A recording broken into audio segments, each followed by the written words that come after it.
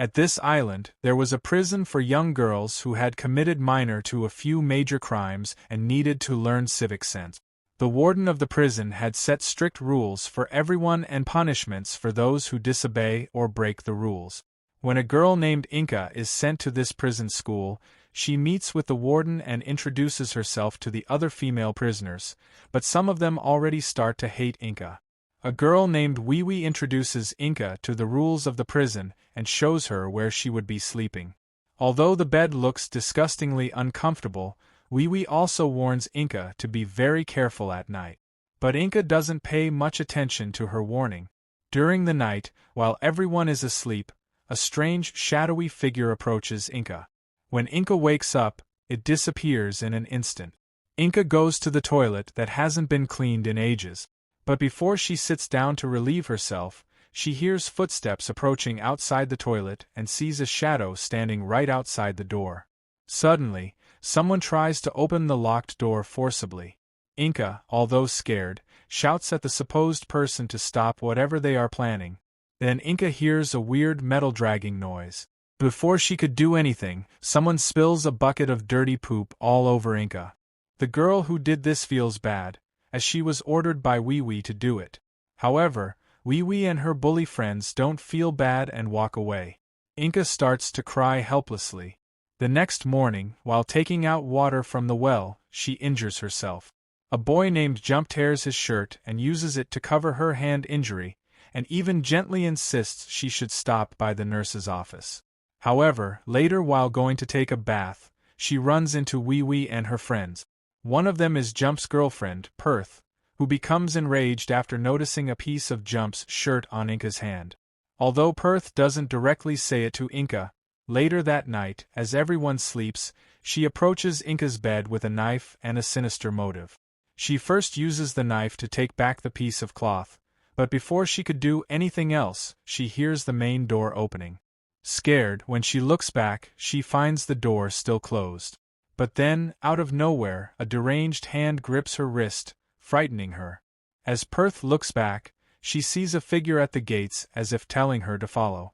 She grabs the lamp and steps forward to check, curious but afraid. All of a sudden, her lamp goes out. Scared, she quickly uses the matchbox to light it up again, unaware of the shadowy figure standing behind her.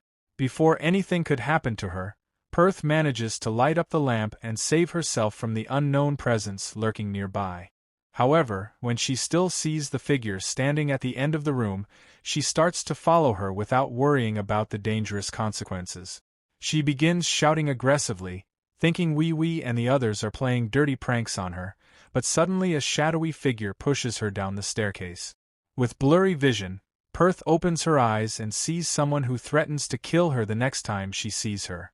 However, despite everything that happened to Perth last night, she still harbors hatred towards Inka. Perth and her bully friend Wee Wee stand up in a fury and become angry at Inka, claiming that it was Inka who pushed Perth down the stairs last night. But Inka knows she did not do anything like that to Perth. Wee Wee becomes enraged and tries to force her to admit it, but ends up cutting her fingers with Inka's kitchen knife. Perth now has another reason to blame Inka and make her the villain. But when everyone takes Inka's side, Perth becomes angry and refuses to provide food to anyone for the day if Inka doesn't admit she pushed Perth. Inka becomes sad and feels guilty. Then a cute girl named Ploy approaches Inka. She feels sad that Inka is getting bullied, but she knows they can't do anything about it since Perth and Wee Wee have the warden on their side, and the other girls have nowhere else to go, being forced to live here.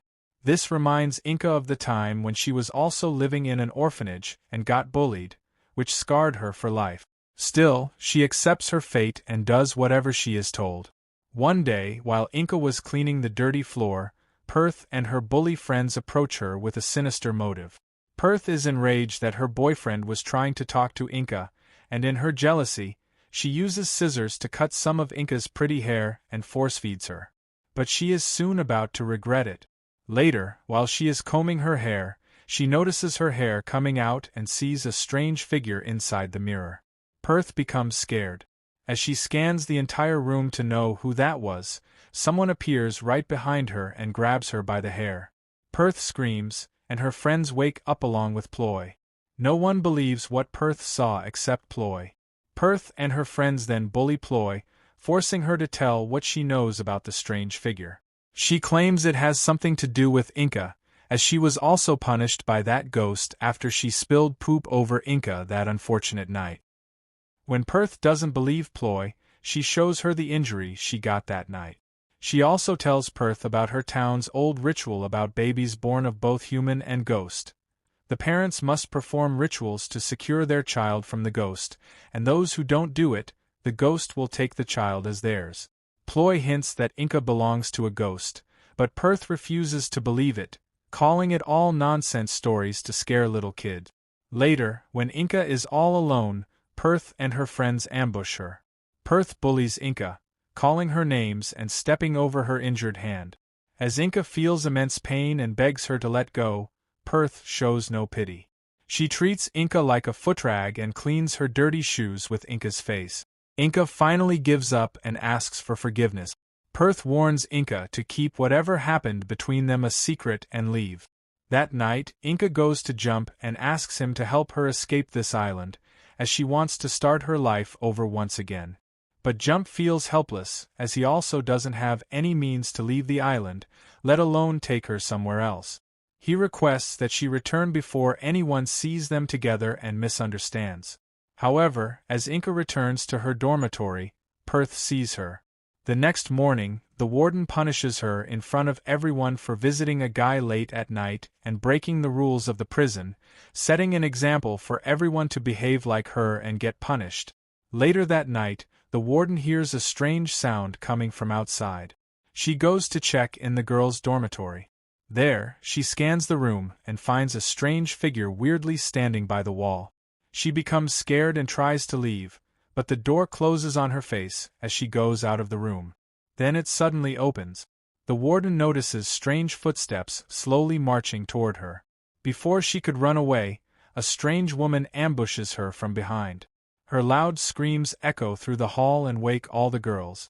They find the warden aimlessly swinging her hands in the air, as if she saw a ghost. Now Perth starts to believe that there actually exists a ghost who looks after Inca. The same night, Ploy asks Inca to accompany her to the toilet and takes her out for a walk instead. There she reveals that Perth forced Ploy to tell them everything about the ghost who protects Inca, but they still refuse to believe it. Meanwhile, Perth and her friends start looking around Inca's stuff. They are searching for the doll's head that Ploy also has, which keeps the ghosts away. But as they search through Inca's old dusty things, they discover that Inca has the entire doll with her, and not just the head. The next morning, they learn that Inca has gone missing. Perth assigns all the girls to look for her, while she goes to search in the forest area and finds her sitting all alone. They suddenly ambush her, ruining her peaceful moment, and drag her farther away from the prison, pushing her inside a well and telling her to spend the night there. When they return, the warden gets mad after learning one of the girls is missing or has possibly escaped the island. When Jump learns about Inca going missing, he wants to go look for her, which makes Perth even more jealous. Everyone starts to look for Inca everywhere, but she is nowhere to be found. They don't know she is trapped inside the well, unable to get out.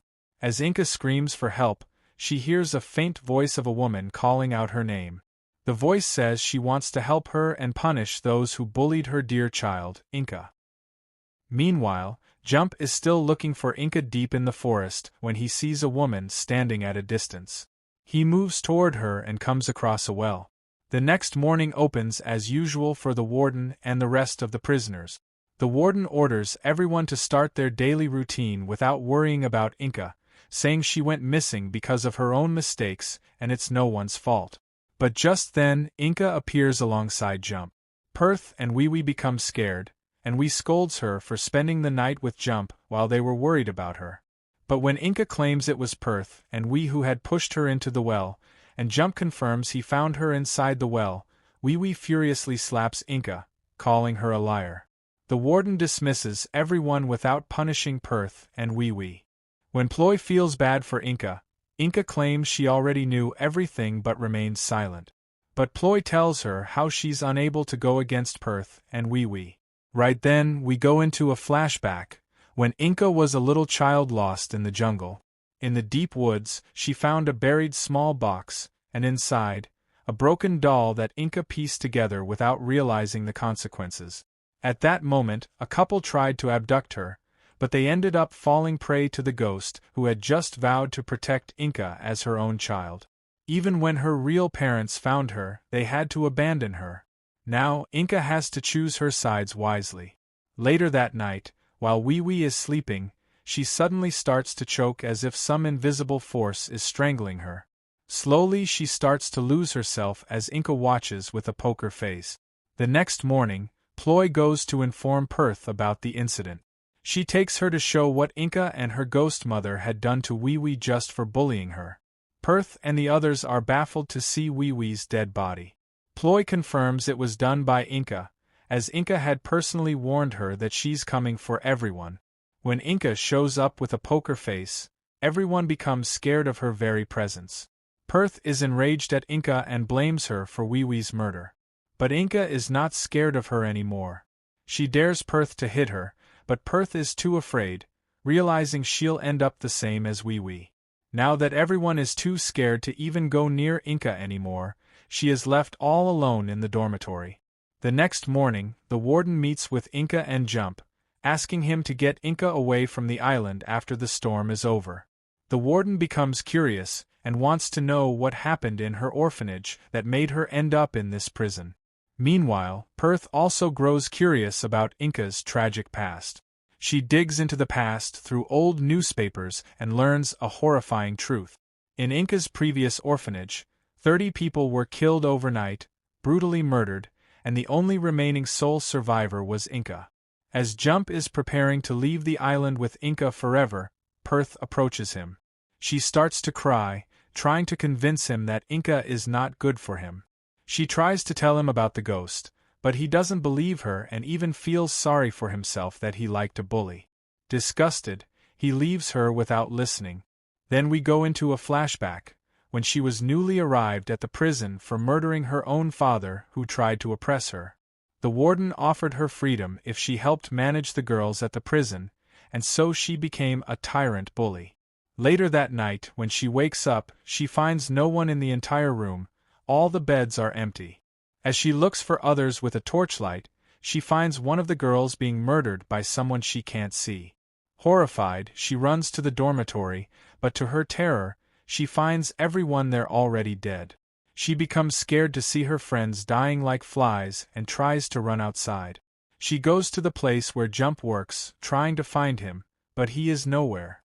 Suddenly, he appears in front of her, but before she could say something, Perth wakes up from her nightmare and finds everyone alive together with her.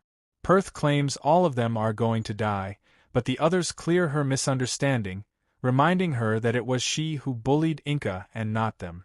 At the same time, the warden is looking through Inca's criminal record profile. The authorities have asked her to pay special attention to Inca and make her a better person. She becomes enraged and goes into the dormitory where Inca is sleeping all alone. She stands beside her bed and attacks her with a knife multiple times. After killing Inca, the foolish warden returns to her office. There, she finds Inca, alive and well. The warden becomes shocked and scared. She attacks her once again, but Inca stops the knife from piercing her stomach.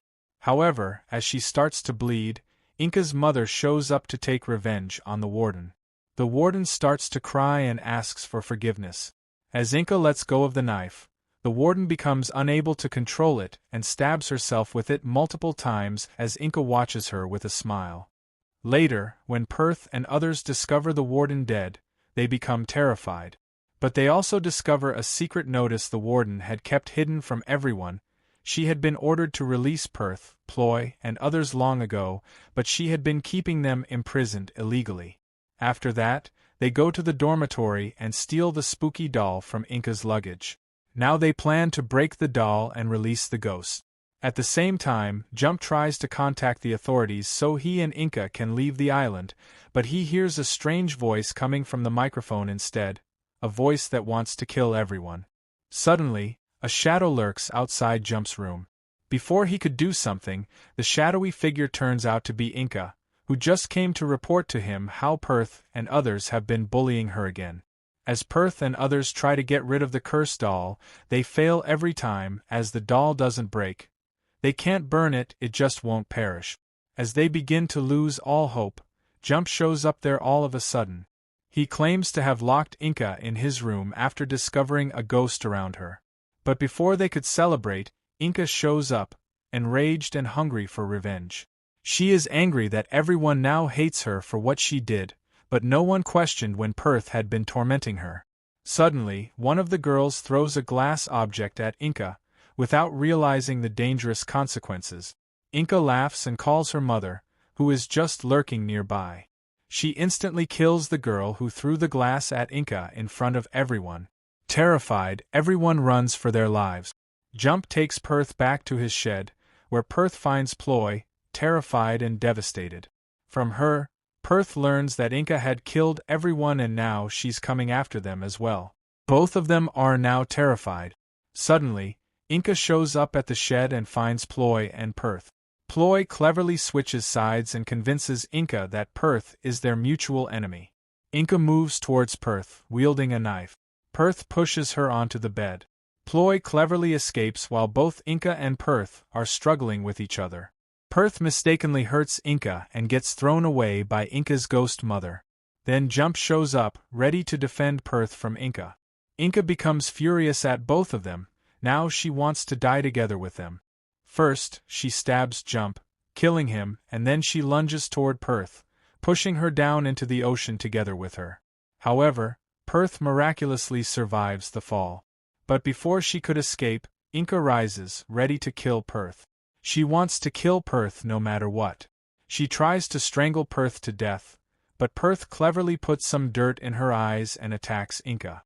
As both struggle to end each other's life, Perth grabs a broken bottle and thinks of attacking her, but she realizes if she attacks her, she will also die. Inca asks Perth to kill her, but Perth hears a ship's siren. She now wants to escape the island and start a new peaceful life. As Perth thinks of leaving Inca behind, Inca thinks of stopping her and taking her down with her. She grabs the broken bottle and attacks herself instead, thinking her mother will not attack Perth. But instead, her evil mother starts to strangle Inca and drags her deep into the ground, taking her into her own dark world. Perth is shocked, unable to realize what just happened. However, when she returns back to Jump, she finds him already dead. A few Navy officers arrive at the island and find Perth holding a sharp knife, and think she has killed all the dead bodies they found at the prison. She tries to convince them about Inca and her ghost mother, but they don't believe her. As the officers bring the other survivor girls, Perth begs Ploy and everyone to tell the officers that Inca was the cause of all this, but no one seems to remember who Inca is. Even Ploy refuses to accept that anyone named Inca existed among their group, and she even claims that Perth is responsible for everything that has happened here. This is Ploy's revenge against Perth for bullying her and everyone at the prison. Perth becomes enraged at Ploy for lying, but she gets arrested for murder. Ploy and the others get to start a new life, leaving behind their horrible memories.